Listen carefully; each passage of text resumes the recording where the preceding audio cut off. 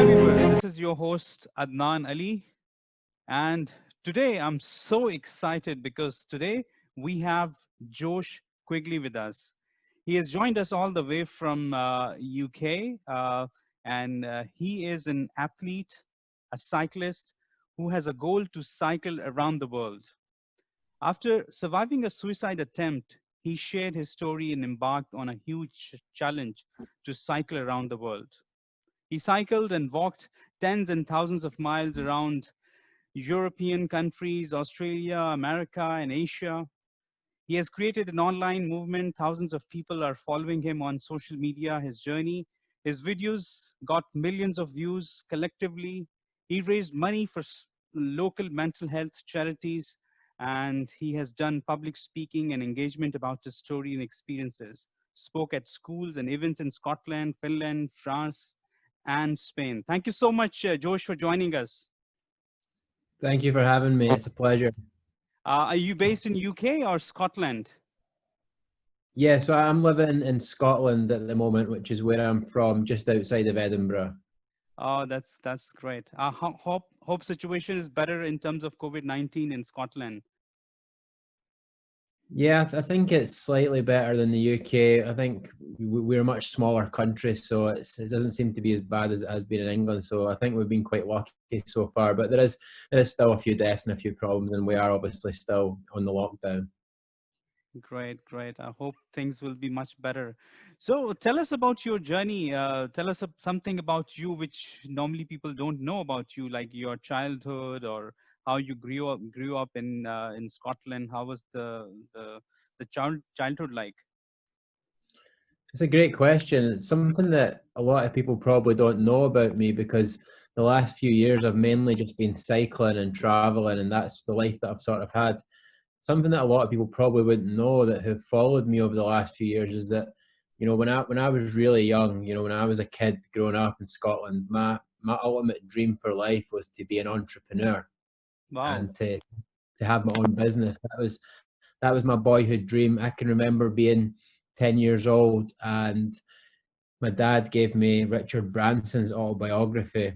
And I remember reading that book cover to cover and just being so inspired by Sir Richard Branson. And I think I also just felt like I related to him in a lot of ways, and a lot of the things that he'd done felt like the sort of things that I would have done. And I remember just thinking when I grew up, my dreams to be a very successful and famous entrepreneur like Sir Richard Branson. And so that was my first ever dream in life, really, one of my first ones anyway. And after that, I had a number of little small businesses when I was in high school, tuck shops, that sort of thing, selling juice and sweets and crisps to my friends at school.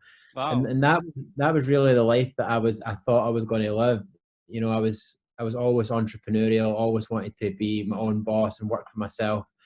And I was very, very lucky that at just 22 years old, I actually had my own business, and I was running my own business in Edinburgh for about a year before I decided to start cycling. Great, great. So how about your studies? How was it? Normally, like when we learn that people like Richard Branson was not so great in studies. How was your studies and your education? Yeah, I was a little bit the same because I went to university to study business and marketing, but the only reason that I went was because I still didn't really have an idea for a business yet. And so I thought I might as well go to university whilst I'm young, and it's a good experience. And maybe eventually an idea for a business will come to me, but I just never really knew what sort of business I wanted to start. Although I knew I definitely wanted to start a business. So I went to study in Edinburgh and I studied for business and marketing degree. I'd done that for 3 years, and then before the final year, I actually dropped out of university to start my first business. So I was there for 3 years and then I dropped out to start a business. Great, great. Tell us about your venture that you started as Shark Dog, I believe. It's a very unique name. Yeah, so when I was at university, we done this project with a local entrepreneur. His name was Russell Dalgleish. And when we were working on the project with this entrepreneur, I remember just being really excited by the opportunity to work with this guy because he had his own business. He was very successful. he knew a lot of people within the entrepreneurial world in Scotland and in London. And I remember just feeling very determined to impress this guy. I just thought, I want to work for this guy. And so when we were doing the project together, I really went over and above what I was expected to do, just to show that I was, hungry and determined and passionate. And that actually led to me getting some part-time work with this entrepreneur. So then we started working together over the summer when I was on my break from university, and I was doing a lot of digital marketing work for him. We were managing businesses' social media sites. He was a management consultant, so he had a lot of clients, and we were starting to get some good results, and we were quite enjoying it. And we decided together that we would start a business on its own, separate to his business, and that we would be partners. And that business was essentially be selling social media management and services to small businesses. So that was a business we started, and I came up with the name Shark Dog, which was a pretty crazy name. And we managed to create a really cool brand story about how the shark met the dog, and it was just a great story that helped us get some clients. So what was the basic concept? Like shark is something very, like it goes and go attack, and dog is someone who's loyal and, like kind of a friendly nature. So both different combination. Yeah, one is aggressive and one is kind of friendly attitude. So any Yeah, particular? that was basically it. I'm trying to remember now because it seems like so long ago, but I think if I remember right, the story we had was that the shark was the one who hunted down the new customers, and the Ah, dog. So the shark was like the evil sort of predator one, and he was going to hunt down new customers for your business, and the dog was like the really nice, friendly guy, and he was going to keep the customers that you hunted down. So it was a nice balance of having the hunter and also the one that could care and protect. great, great. And then you got the Young Entrepreneur Award for 2015, which was great achievement. Starting your own business and then achieving that pinnacle in a very short time. Yeah, it's such an interesting period in my life because, obviously I received the award in March of 2015 for Young Entrepreneur of the Year from one of the local chambers of commerce. And I think at the time, if you were looking at me, I probably looked quite successful on the outside. We'd started this business that was getting a lot of momentum. We're building a network in Edinburgh. We had our own office. We had staff. Things were looking really amazing from the outside looking in. But to be really honest, at that time, I wasn't doing too well. And personally, just behind the scenes, I was actually struggling quite badly with depression and just how I was feeling in my life. So it was quite interesting for me to be receiving that award for Young Entrepreneur of the Year, whilst I was actually really struggling in my own life personally. So was it like in 2015, you felt like you are not feeling inside, like there was some depression and anxiety, or is it something which was going on for quite some time? So basically, what happened was I started the business in the summer of 2014, and I was running that business for 6 months up until the Christmas at the end of 2014. And then just before Christmas, my long-term partner and I broke up, and that was a really difficult event for me to deal with in my life. And so at the start of 2015, I just fell into a really deep and dark depression. I just felt really depressed. I felt really suicidal, and I was drinking a lot, and that was my way of coping with it, which was obviously making things a lot worse. So it was just a really horrible time. But I think it was triggered mainly by the breakup. That was a difficult event to deal with, and I think a lot of it was due to decisions and choices and things that I'd done. And so I knew that there was a lot of blame on me. So I had a lot of guilt and shame around that, and I had a lot of regret about losing the girl that I was with. So yeah, it was just a really horrible period in my life. Understand. And I believe, I mean, as per WHO statistics, there are more than 800,000 people who die because of suicide every year. And every 40 seconds, someone is committing suicide because of depression and all that. So this is something a very grave decision that someone kind of take to end their life. So you don't have any friends or any anchor in your life where you kind of sharing your feeling and all that, or you just suddenly decided? I think for me anyway, in that period of my life when I was obviously feeling depressed and suicidal, the challenge that I had at the time was that I couldn't imagine a future where I was happy. That's the source of the problem, is that when you feel suicidal, you have this false belief that how you feel right now is how you're going to feel forever. And so the way I was feeling in the first 6 months of 2015, it was just so dark and depressing.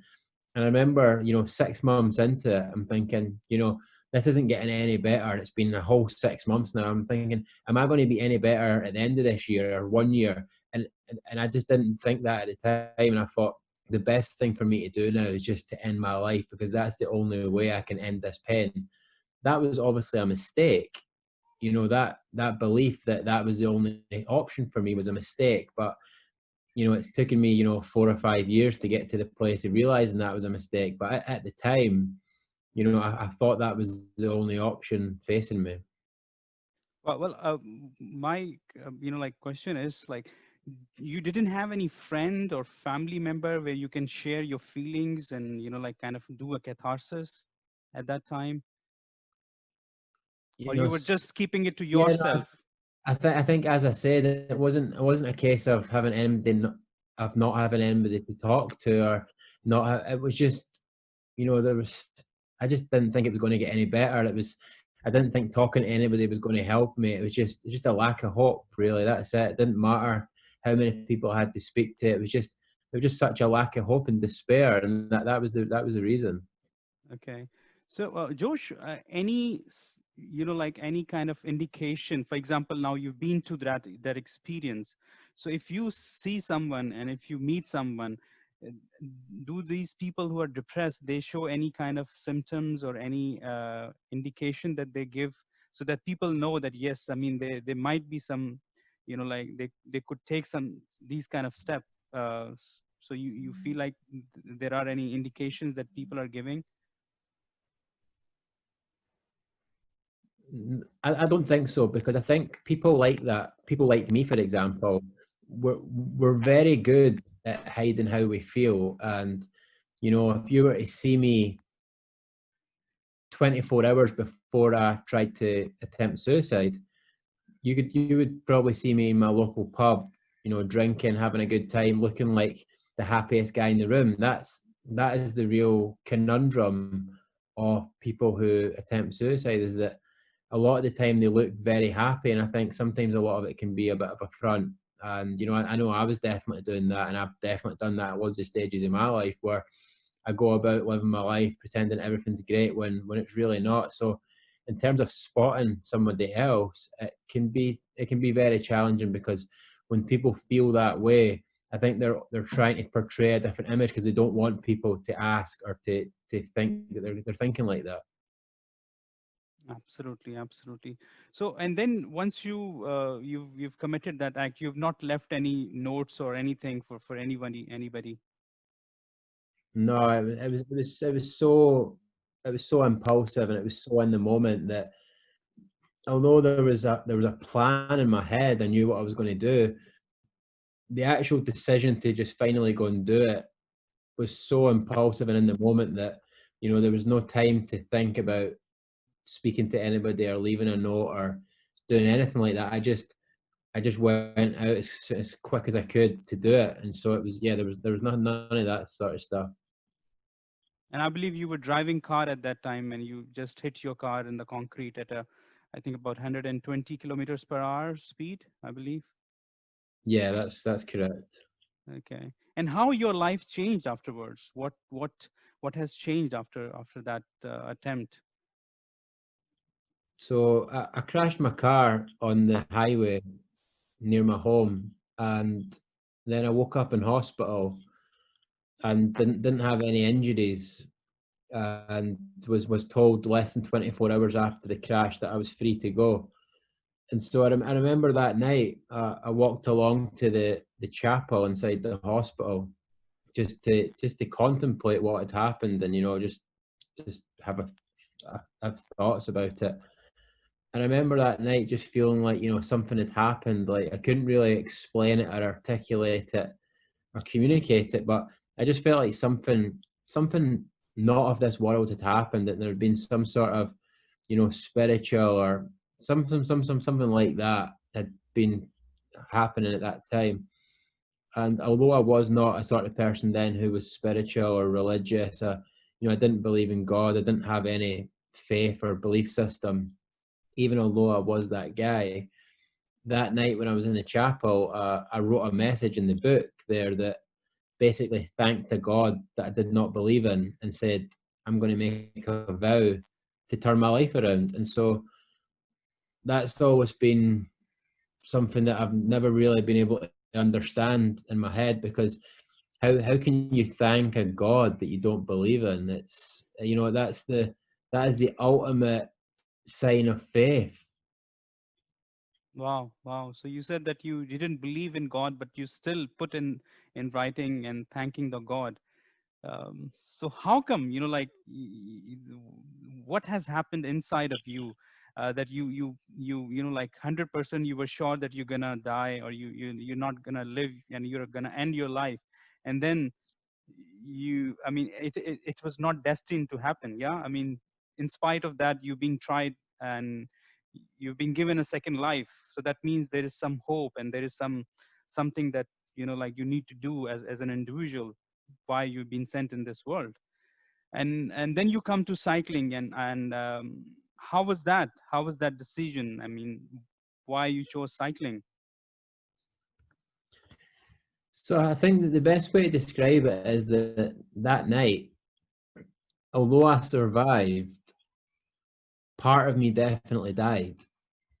And it was almost like there was a spiritual awakening that night, where the person that I thought I was just died in the car that night, and the person who I really was and who was supposed to be was born, essentially. And I remember after leaving the hospital, and in the weeks and months after that, just life just never felt the same as it did before. Like, just something had changed that night. And at that time I was drinking a lot. I was going to the pub a lot. I was partying a lot, and that was my life when I was growing up. And that was like probably like one of my greatest passions and things that I love to do.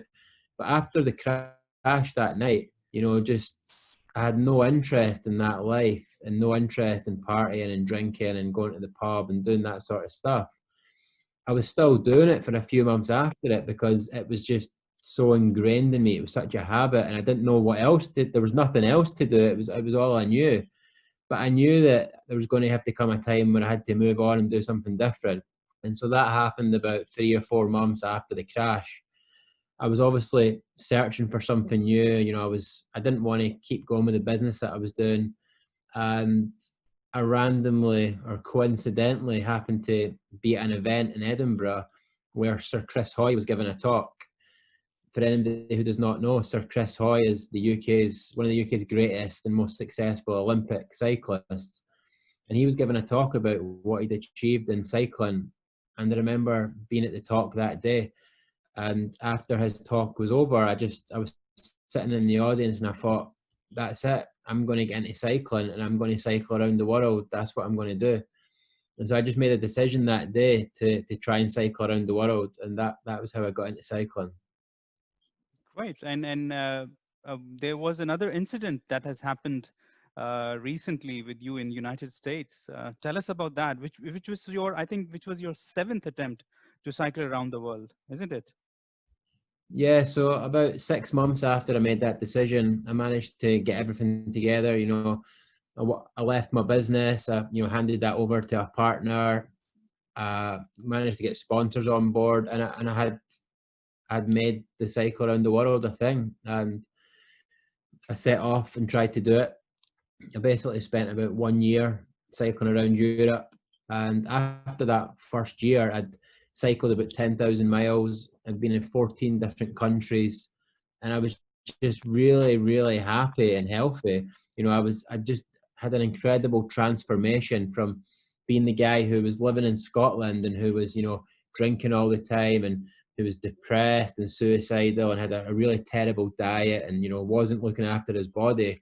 I went from that to, cycling around Europe, being on the bike every day, eating really healthy foods, meeting loads of amazing people. I was reading loads of books. I was meditating. I was seeing so much of Europe, and thinking about how incredible that would be as a life experience to travel around Europe on a bicycle. And I just felt so happy and healthy as a result of that. And so about a year after I set off, I thought to myself, do you know what? I don't think I need to do this anymore. I've not cycled around the world, but I'm happy, and that's really, I guess, that was a goal all along when I set off on that journey. And so I decided to go home, and I quit the cycle, and I quit cycling and went home. But very quickly after going home, I started to struggle again, because what I done was I made the mistake of thinking that I could come back to Scotland and then just start living my old life again and having those old habits and still feel how I was feeling when I was away cycling. So, when I came home, I stopped cycling, I started going to the pub again. I wasn't really thinking about diet and health and nutrition. And very quickly I was depressed again. I realized that the reason why I became so happy and healthy was because of the lifestyle that I'd adopted, because of the new healthy habits, because of the cycling and the nutrition and all the things that I was doing in that year when I was away. And so I basically went for a period where I was just getting back on the bike and going away and trying to do it again and then coming home. And I basically got to a point where I'd had 4 or 5 attempts at cycling around the world. And then at the end of 2018, my father passed away. He had a battle with cancer. And after that, I found that quite difficult, and I fell into another depression. And so at the start of 2019, after not being involved in cycling for 14 months, I decided to get back on the bike and go for another attempt at cycling around the world. I went away and done it for a few weeks, and then I came home again. And then I went away and done it again, then I came home.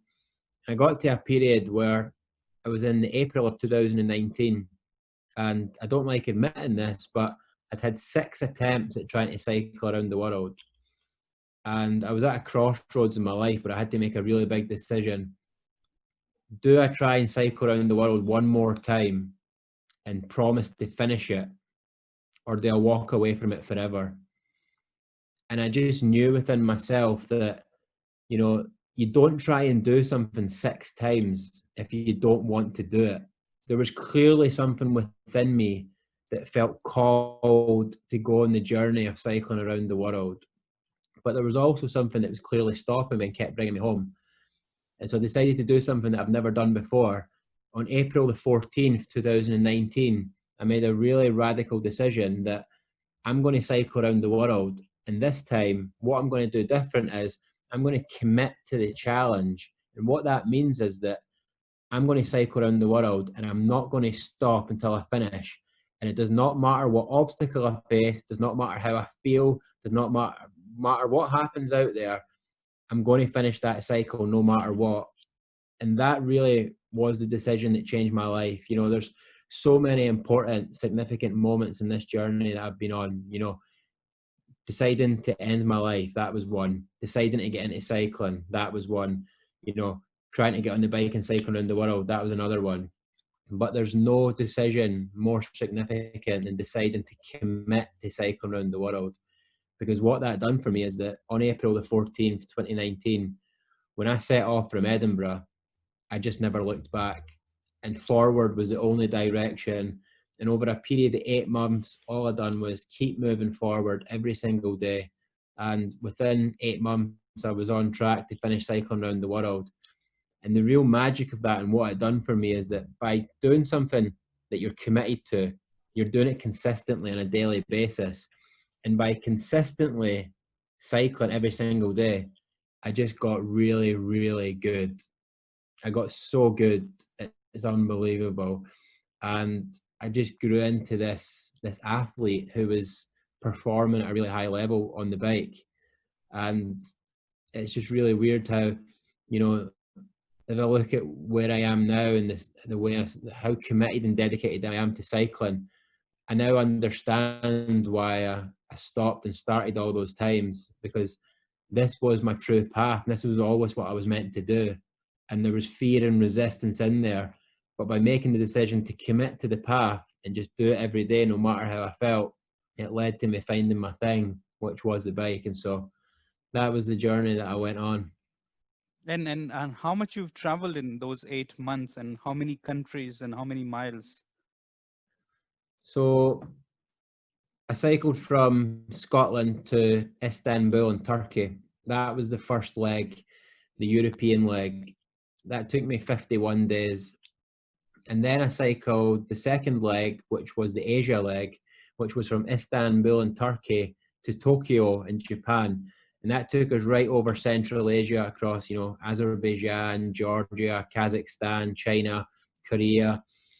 Then the third leg was Australia. I went from Perth, which is right on the west coast of Australia, right away across to the other side of Australia, Brisbane. So I cycled across Australia in the third leg.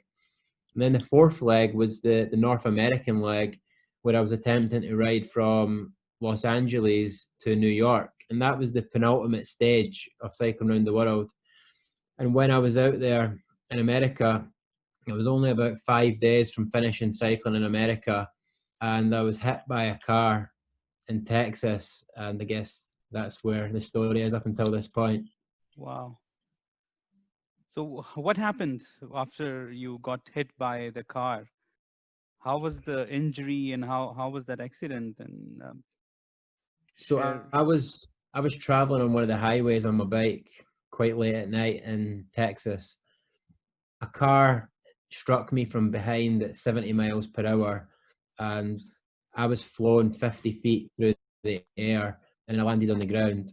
And the last thing I can remember is just riding along that road.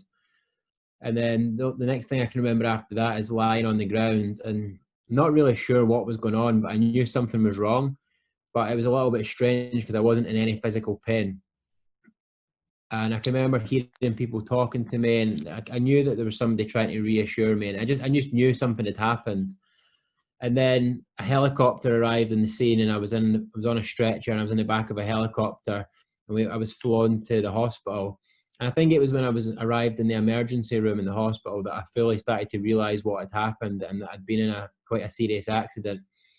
And so basically, the injuries that I sustained was I had a fractured skull, a traumatic brain injury. I broke 7 ribs, one Oh of my God. which had went through my lung, so I had a hole in my lung. Oh my God. I had a fractured bone on the bottom of my back. I had a fractured ankle, a fractured heel, and a fractured shin.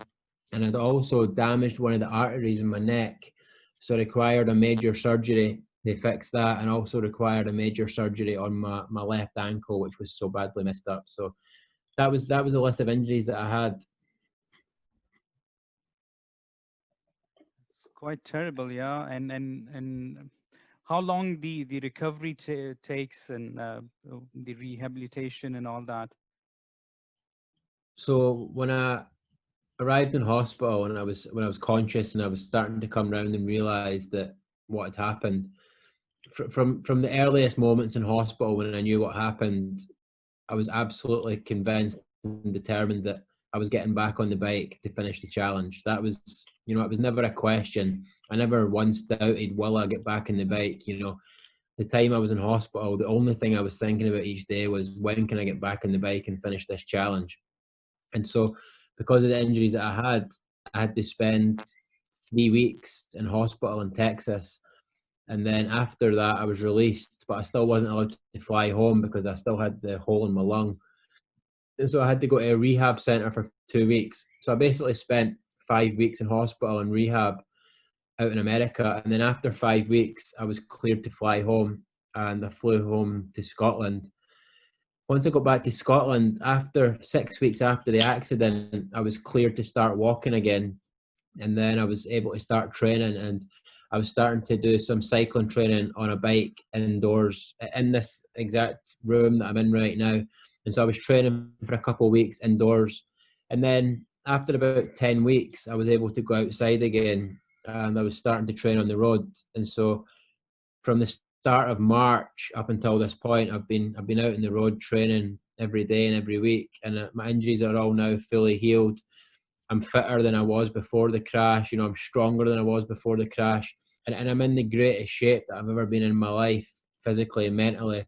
And it came from that decision that I made in hospital that I was going to get back in the bike, and I was going to come back stronger than I was before the crash.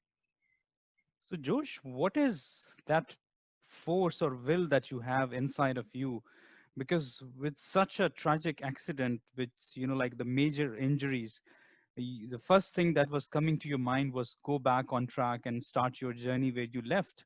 What was that major force? Because normally when people hit by something like that, they kind of get so much of fear inside of them that they like like they never think to come back again, and they said maybe if we'll go back again, something will again something will happen. So what is that force inside of you which is like keep like putting you back on track and you're doing all this thing again? I could tell you a million different reasons, but I think what it comes down to is that I just love what I do so much. And cycling is my passion in life. It is the thing that I love most in the world. I'm so passionate about it, and it's never going to stop me. No amount of car crashes or no amount of injuries, no amount of accidents are going to stop me doing the thing that I love. And so when I was lying in that hospital bed for 5 weeks, the only thing I was thinking about was getting back in the bike because it's the thing that I love. And when you love something so much, nothing's ever going to stop you doing it. Wow, that's amazing. And Josh, you're back on track. You're doing training and all that. What happened to the business? I believe you handed over to your friend the shock dog business. Yeah. Yeah, I handed the business over to my partner, and he decided to run it on his own. It's not something that I'm involved with anymore. I'm fully committed to my cycling, and that's the only thing that I do now. Okay. So how about if I were to ask, like you're managing the finances and all that for your or expedition traveling from one place to another. I believe it's something where you need money. Yeah. Yeah, well, I've been very lucky over the years that I've had a lot of businesses that have been very supportive of me and believed in me. And so for the challenge that I was doing last year to cycle around the world, I was sponsored by a company called Alexnol Europe who make hemp CBD products, and they've been my sponsor for over a year now. So they financed and funded the cycle around the world, and they're still financing and sponsoring me now as an athlete to keep going and to focus on my cycling. So that's how I was able to fund and finance it. Okay, okay, right. So what would be the ultimate goal? Okay, let's say you will go back to America where you left your journey, where you got the accident, and you will start the world tour again. And once you do that, what would be the ultimate goal, or how would you take it from there? So the goal is to finish cycling around the world. I just need to finish that challenge first. So the plan is that once America is allowed, once America is open again and people can travel there, because right now there is a ban on travel to America from people outside of America. So once that is over, when the coronavirus situation is better, I'm going to fly back to Texas where I got hit, and then I'm going to ride from Texas to New York and finish my American cycle, and then I will fly from New York to Lisbon in Portugal, and I will ride from Portugal up to France and then up through England back to Edinburgh, and I will finish cycling around the world. So that is a big goal still, to finish cycling around the world. What would be your next challenge after that?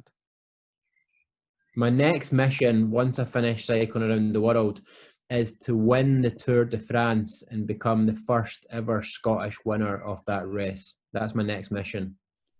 That's great. How about Olympics? You have any plans for to participate in Olympic as well? Yes, Olympics 2024 in Paris. I will be there. That's great. We wish you best of luck, and I hope you will be the gold winner for that. You've been to different countries, dozens of those countries, and normally when people travel, they go by air, and still they kind of like see the culture and food and people, and they learn a lot. But you're going by cycling, like inch by inch, you are covering that whole country. How's that experience for you? How it has changed your perspective about life? uh, what have you learned with these different culture and meeting different people? Yeah, I've seen a lot of the world, and I'm very lucky to have done that. I think the number one thing that it taught me is that just how similar we all are as human beings. So, I've met so many people now in countries all across Europe and Asia and Australia and America. And in every place I went, there's no two places the same. There's different languages and different cultures and different foods and different customs and different ways of doing things. But one thing that has always been the same is that everywhere I've went, people have been nice to me and treated me really well. And I think especially in some of the countries where people don't really travel, those people were really, really friendly to me because I think they appreciated me going there. Some of the countries, for example, were, Albania and the Balkans, the people in Albania were really friendly to me. And also in Kazakhstan and Uzbekistan, when I was cycling across those countries and going through the desert, there was so many people on the road and the cars who were beeping at me and waving at me. And when I stopped in a town, they would, be giving me food and tea, and just so many nice stories like that. I've been given so much love and hospitality and kindness over the years. So I think the number one thing I've learned is that fundamentally people are good. People want to help you, and most people are nice. That's what I've learned. That's great. Which one is your favorite country where you want to go again and again? It's a hard question because there's so many places that I loved for different reasons. I think that the place that I enjoyed the most and I had the best time last year was definitely Australia. And the reason why was because I'd always wanted to go to Australia. It'd been, a big dream of mine for a few years to go to Australia. And I think that I'd basically spent, 3 or 4 months cycling across Asia. And so after I left the UK, I was going through, France and Italy and Switzerland and, Albania and Greece and Turkey, and all the way from France, which was very early in the journey with the first couple of weeks, all the way to Tokyo in Japan. I was in countries that did not speak my language, and it was sometimes difficult to communicate. Most of the places in Europe, I could communicate with most people because they knew English. Once I got past Turkey and was in Turkey and Georgia and Azerbaijan and Kazakhstan, the English spoken there was just not really that great. So I was starting to struggle to communicate with people. And so by the time that I arrived in Australia, I'd basically spent, 4 or 5 months in countries where there was not much English spoken. And so I was quite lonely and isolated at times because, the language barrier. And so arriving in Australia was just, it almost felt like coming home because I was now in this country where everybody spoke my language and everybody was really friendly. And it was just almost, as I said, it was like being at home. It didn't feel like I was in a foreign country. And I think because the Australian people are just so friendly and so nice, going to Australia was just good for the soul because I'd been so isolated for so long, and just the amount of conversations, the amount of people that I met when I was in Australia was just so much more than any other country that I'd ever been to on that journey last year. So I think I really loved Australia just for what it meant to me at that time. Josh, when are you planning to settle down in terms of, like getting married and have family, kids, and all that? Any plans on that? That's a great question. I don't know. I change my mind on this thing all the time. Sometimes what I'm thinking is, what, I think I'm probably just going to forget about that stuff and just focus on cycling because that's my path. But then other times I think to myself, do you know what? It'd probably be quite nice to have a wife and kids and a family, and that might. So I don't. The truth is that I don't know. I'm still undecided on that right now. For now, cycling is my path. I'm very focused. I'm very dedicated. I'm very committed, and I love what I do. And maybe at some time that stuff will come, but for now I'm not really thinking about it that much. We'll see what happens. Well, that's true. I mean, when you get married, then you cannot even change the channel by with your choice. So yes, you can roam around the world like a free bird. So that use your freedom Yeah. to your best. You've been to lots of charity work. How's that experience working with the kids, with the schools, and working for the people who have got the mental health issues. If you can please elaborate on that. Yeah, I love doing that. I love speaking. You know, it's something that I do a lot of, but I've not been able to do it this year because of the situation at the moment with the coronavirus. So usually in a normal world, when I'm at home in Scotland, I will be going and giving a lot of talks and speaking to schools and colleges and universities, and also for businesses and events and things like that. And that's just something that I love to do. You know, I'm passionate about what I do. I'm passionate about this story that I've got, and to be honest, I love telling it. I think it's a great story. I'm really proud of what I've done in the last few years, and it's just so much fun for me to go along to an event or a college or a school and tell the story of what I've done. And I get a lot of nice feedback from people who've been inspired to get into cycling or to change their diet or to just to make some sort of positive change in their life. So I absolutely love that stuff. And right now I'm actually really missing being able to do that because of the situation. How about the charity work that you're doing for the mental health people who have got the depression and all that?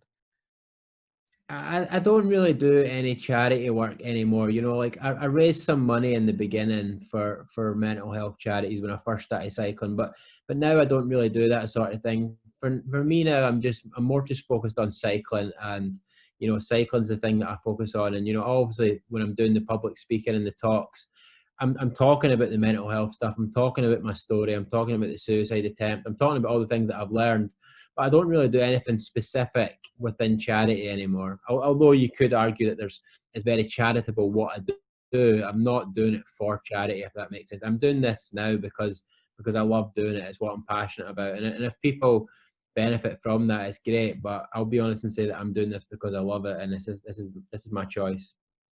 That's great. And who is your more, like mentor in terms of public speaking? And do you take any coaching on that, or you just go with the flow?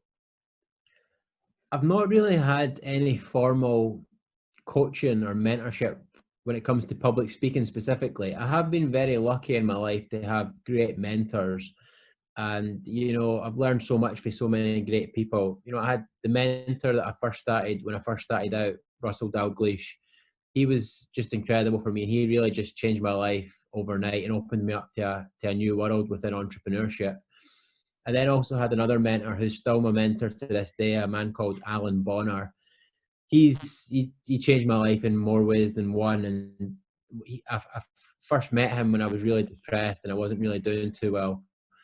And I think it was him that really helped me start to believe in myself again and to really understand that there were so many opportunities out there, and I could decide what sort of life that I wanted and then go out there and make it happen. So I'll always be grateful to him for that. But in terms of the public speaking stuff, I think that I really just it's really just been a case of just doing it and practicing it. I've never really had any formal guidance or coaching. I've just done it so many times now, and I think it's a little bit easier for me that the fact that I'm just telling my story, and the story is the story. It doesn't really change, so it's not something I really need to practice or rehearse. I just know it because it's my story. So I've always been quite lucky with that, and I think just by doing it so many times, you just get better, and you're constantly practicing it. That's great. Josh, when you are traveling and you're going to different places, obviously there are, like mostly people are nice, but sometimes, like you face difficulty. There are people who are, like taking advantage of you. Maybe they steal something from you or they cheat something or whatever. Because, like every culture, the people are, you find such people. So you had such incident in your traveling when you were traveling. No, I could honestly say I've never had anything like that. I've never, there's one thing that happened, which was my bike got stolen once, but that was in London, and that's, how many bikes get stolen in London every year. So that's it. And so, I can honestly say that none of the countries that I've been to, I've ever felt unsafe. I've never felt in danger. Just the complete opposite. I've always felt welcome everywhere that I went. That's great. So it's a great lesson, because normally when we see the media and we see like the newspapers, we kind of like picture some countries that okay, they are in certain ways, they behave in certain ways, and they are like this. But when you go and meet those people, you know that they are just normal human being, and they don't have those stereotypes that we imagine in our minds. So that's great, Josh. I mean, we love talking with you. It was a great learning from you, learning about your journey, and we wish you best of luck in your future endeavors. Before we sign off, any message that you want to share with our audience today? Yeah, I think the thing that I would always try and end with is, I think the thing that changed my life was, first of all, I decided to set myself a really big goal. I had a big vision of something that I wanted to create or something that I wanted to achieve. And I think that's always a great place to start. Deciding what do you want your life to look like? What do you want? What do you want to have? Who do you want to be? And that's always a great thing to do in the beginning. I think once you can do that, then making a commitment to that thing and saying, this is what I'm going to do no matter what, and there's no alternative. That's the thing that really changed my life. And so, once you do that, you then just deploy the philosophy of keep moving forward. You just every day wake up and just do what you need to do that day to keep moving forward. You do not let obstacles stop you. You just keep moving forward. And I guess that's the thing that keeps me going every day. Thank you so much, Josh. We really appreciate your time, and I personally salute you because I'm one of your fans, and I'm continuously following you on your LinkedIn profile, and where you're going, where you're traveling, and how your journey is. And that's just something very inspirational and motivational story that you have. Thank you so much for your time. Thank you for having me. And can I just end by saying one thing? Sure, please, please. So I told you earlier that my next big mission is to win the Tour de France and be the first ever Scottish winner. Something that I like to do now is that you're obviously now part of this journey because you've been following me. You're one of the fans. You've got me on the podcast and interview. So I just want to extend an invitation to you and anybody who's listening to this that when I do that in 2026, you're invited to be there, and I hope you'll come and celebrate with us in Paris because it's going to be a really special night. Absolutely. We'll cheer for you, and we'll best our best wishes are with you. And thank you so much for your time, Josh. You're really a motivation and inspiration for us. Um, God bless you. Take care. And with this, friends, we sign off. And I hope there are lots of learning from us. Like believe in yourself, believe in God, and have a hope in your life, have a goal in your life that keeps you motivating, that keeps you, no matter what the obstacles are, no matter what you face, just like get get those things aside and just move on with your life, and achieve something. And our best wishes are with you. Take care of yourself and take care of everyone who is around with you. Thank you so much. Thank you.